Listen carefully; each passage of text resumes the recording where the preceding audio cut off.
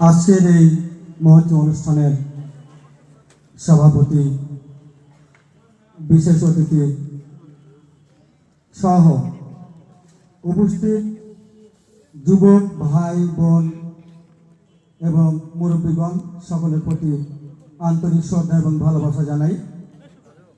আমি প্রথমে আমার একটু পরিচয়টা দিয়ে নেই, যেহেতু আমি এখানকার মানুষ না, অনেক দূর থেকে আসছি। আমি মোহাম্মদ আব্দুল গনি ফিতু, চাঁপাইনবাবগঞ্জ জেলার নাচল উপজেলার 1 নম্বর কসবা ইউনিয়নের 6 নম্বর ওয়ার্ডে আমার বাড়ি। গোলাবাড়ি রেল স্টেশন, রেল স্টেশনের পাশে আমার রেলের জমিতে বাড়ি।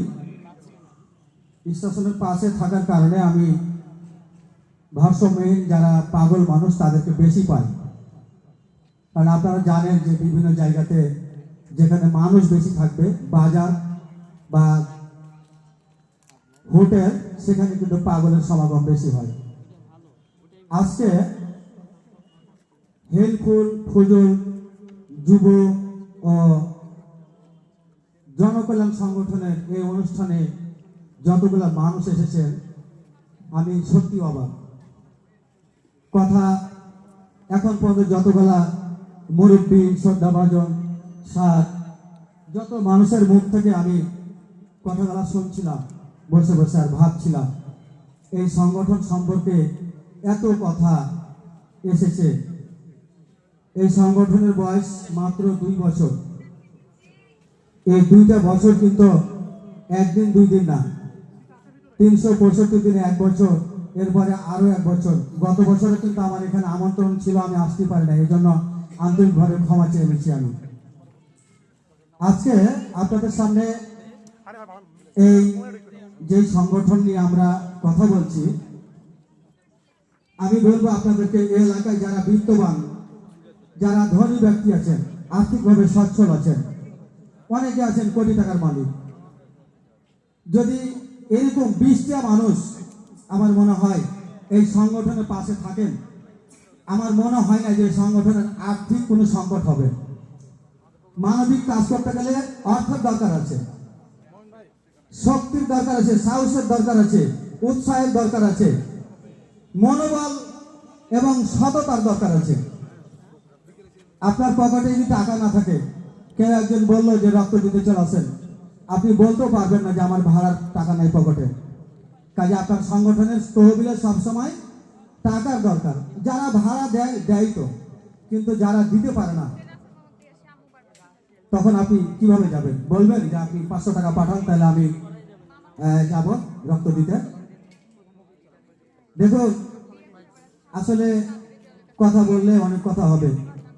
কোটিপতির বেটাকে 5 লাখ দিয়ে মোটরসাইকেল কিনে দিয়েছে, আর এখান থেকে মেন রোডে উঠতে দেওয়া ধাস করে পড়ে গেল। নাই, চিটপাটা রক্তের দরকার, আর হুঁশ থাকে না, কাকে কি বলবে? তখন কিন্তু যাদের পকেটে একটা টাকা নাই, এই যে বসে রয়েছে আমার যুবক ভাইরা, যুবক বোনেরা, এরাই কিন্তু দৌড় দিয়ে আগে যায়।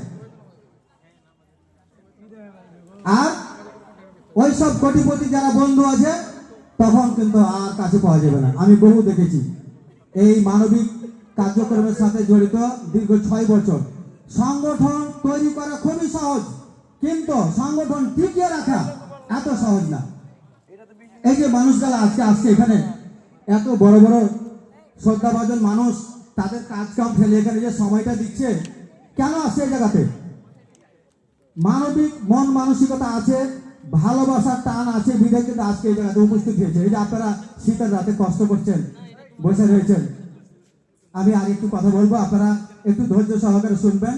আপনাদের প্রতি আজকে আমি একটা দায়িত্ব চাপিয়ে দিব, মানবিক দায়িত্ব। আমার নিজের জন্য না, আপনাদের মতো মানুষের জন্য একটা দায়িত্ব দিব আজকে। দীর্ঘ 6টা বছর রাস্তায় পড়ে থাকা পাগল, আমরা যারাকে দেখলে আসলে নাকে রুমাল দেয়, নাক চাপা কাপড় দিয়ে দৌড় দেয় অন্যদিকে, এরকম অনেক মানুষ আছে। অনেক পাগল থাকে, পরনে পোশাক থাকে না, অর্ধেক পোশাক আছে অর্ধেক নাই, অনেকে আবার উলঙ্গ হয়ে ঘোরাফেরা করছে। তো সেও তো আপনার মতো আমার মতো মানুষ, সেও তো আপনার মা আমার মায়ের মতোই মানুষ। তাহলে সেই মানুষটাকে আপনি দেখে কখনোই বিগত দিনে যে কাজ করেছেন সেটা করবেন না। আজকে আপনাদের পর এই দায়িত্ব থাকলো, এতগুলা মানুষ আছেন এখানে, আপনাদের বাড়ি কিন্তু একই গ্রামে না, এক একজনের বাড়ি এক এক জায়গায়। তো আপনাদের এলাকা থেকে আজ পর্যন্ত একটাও ফোন পাইনি যে এখানে একটা ভারসাম্যহীন মানুষ আছে বা একটু ব্যবস্থা করেন। আজকের পর থেকে আমি আপনাদের কাছে আশা করব, আপনার গ্রামে, আপনার পাড়ায়, মহল্লায় যদি কোনো পাগল কোনো নারী পুরুষকে দেখতে পান, তাকে একটু বসে খাবার দিবেন, তার একটা দুটো ফটো নেবেন, আর তাকে একটু জিজ্ঞাসা করবেন যে আপনার নাম কি, বাড়ি কোথায়, কোথা থেকে আসছেন। ওরা কিন্তু সহজে বলতে চাইবে না, আপনার সাথে কথা বলবে না। একটু যেভাবেই হোক কলা কৌশলে কথা বলবেন, সেই তথ্যগুলা যাচাই বাছাই করবেন নেটে। সে আসলে কোন জেলার নাম বললো, কোন থানার নাম বললো, কোন গ্রামের নাম বললো, এই জিনিসগুলা যদি একটু খুঁটিয়ে দেখেন তার পরিবার পেয়ে যাবেন। যদি সেইটা করতে আপনি না পারেন তাহলে একটু আমার নাম্বারে ফোন দিবেন। এটা আপনাদের প্রতি অনুরোধ থাকলো যে ভাই, আমরা একটা ভারসাম্যহীন মানুষ পেয়েছি, হোয়াটসঅ্যাপে ফটোটা দিবেন যে ভাই এই লোকটার পরিবার পাওয়া যায় কিনা একটু দেখেন। আমি আজকে অনেকগুলো লিফলেট সাথে নিয়ে আসছি, আমি যেন তাকে লিফলেটগুলো দিয়েছিলাম সবারই মাঝে চেষ্টা করবেন লিফলেটগুলো দিয়ে দেওয়ার। আমার ওখানে নাম্বার দেওয়া আছে, আপনারা একটু অনুগ্রহ করে আমাকে ফোন দিবেন। আমি রাজশাহী রেল স্টেশন থেকে বহু ভারসাম্যহীন মানুষকে নিয়ে গেছি। দুটো একটা উদাহরণ দেই। একজন বৃদ্ধা মা 17 বছর আগে হারিয়েছে, উনি 17 বছর ধরে রাস্তায় ঘোরাঘুরি করছে। আর আমি সেই মানুষটাকে রাস্তা থেকে নিয়ে আসার পরে আপনাদের মতো ভাইদের সহযোগিতায় কেউ একজন আমাকে ফোন দিয়েছে যে আমাদের বাজারে একজন ভারসাম্যহীন মহিলা রয়েছে। আমি নিয়ে আসার মাত্র 20 মিনিটের মধ্যে তার পরিবারের সন্ধান পেয়েছি। 17 বছরের কষ্টের অবসান মাত্র 20 মিনিটের সমাধান। এটা কি আপনাদের মনে বিশ্বাস হয়? এটা বাস্তব কথা। 37 বছর হারিয়ে থাকা কুমিল্লার লাকসামের এক বৃদ্ধা মা, যিনি 3টা ছোট ছোট তার মেয়েকে রেখে আসছিলেন। সেই মেয়েগুলো বড় হয়ে বিয়ে শাদী হয়ে তাদের নাতিপুতি হয়ে গেছে। 37 বছরের অবসান ঘটিয়েছি। 25 বছর এক যুবক ভাই হারিয়েছে, তার বয়স এখন 50। সেই 50 বছরের একজন ভাই তার মাকে দেখে হাওয়া করে কাঁদলো। কি বললো? যে এটা আমার মা। কিন্তু মা বলছে এটা আমার ছেলে না, কারণ তার ছেলে আসছিল যুবক বয়সে, আর বর্তমানে তার চুলগুলা দাড়িগুলা সব সাদা হয়ে গেছে। ওই মা বলছে আমার ছেলে যদি হয় তাহলে তাকে জিজ্ঞাসা করো যে আমার শ্বশুর আমাকে কি নামে ডাকতো। বাস্তব কথা বলছি। তখন আমি বললাম যে আপনার বাবা আপনার মাকে কি নামে ডাকতো? বলে টুকুমা বলে ডাকতো। তখন মা হাওয়া করে কাঁদছে। এরকম বহু ঘটনা আজ পর্যন্ত আমরা গত 6 বছরে 1053 জন ভারসাম্যহীন নারী পুরুষ, যুবক যুবতী, ছোট শিশু বাচ্চা আমরা পরিবার পর্যন্ত পৌঁছে দিয়েছি। আমাদের কাছে সবসময় 5 জন 7 জন 10 জন এরকম ভারসাম্যহীন মানুষ থাকে। আজকে ভোর 6টার সময় একজন যুবক ভাইকে আমরা আমাদের আশ্রয়ে রেখে আসছি। আজকে আমাদের কাছে মোট 6 জন রয়েছে। আপনাদের প্রতি অনুরোধ, কোনো পাগল কোনো ভারসাম্যহীন মানুষকে দেখলে দূর দূর করে তাড়িয়ে দিবেন না। আরেকটা কথা বলি, আপনাদের এই মানুষগুলোর মধ্যে যদি কারোরই কোনো ছেলে মেয়ে, মা বাবা, ভাই বোন কখনো হারিয়ে যায়, যেভাবেই হোক, সে ভারসাম্যহীন হোক বা সুস্থ হোক, একটু আমাদের স্মরণ করবেন। কারণ এই মানুষগুলা কোথা থেকে কোথায় যাবে, সারা বাংলাদেশের নেটওয়ার্ক হাতের মুঠোয়। এবং এই কাজ আমি যতটুকু এখন পর্যন্ত শিখেছি, আল্লাহর রহমতে আপনি যদি একটা মানুষের সঠিক তথ্য দিতে পারেন, নাম ঠিকানা দিতে পারেন, এখানে যারা বসে রয়েছেন 5 মিনিটে পরিবার খুঁজে বাইর করে দেবো এখানে বসে থেকে। গল্প না, যেটা সত্যি সেটাই বললাম। আল্লাহ তাআলা এক একজনকে এক এক রকম বিদ্যা দিয়েছে। আমি যতটুকু এখন পর্যন্ত শিখেছি সেটার উপরে কাজ করছি।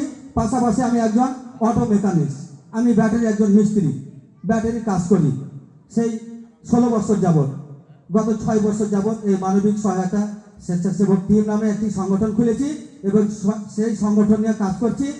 এই পর্যন্ত আপনাদের দোয়া এবং ভালোবাসায় এগিয়ে গেছে। আগামী দিনে এরকম আপনাদের আরো হাজার হাজার মানুষের সহায়তা আসবে সারা বাংলাদেশ থেকে, এটা আশা রাখছি।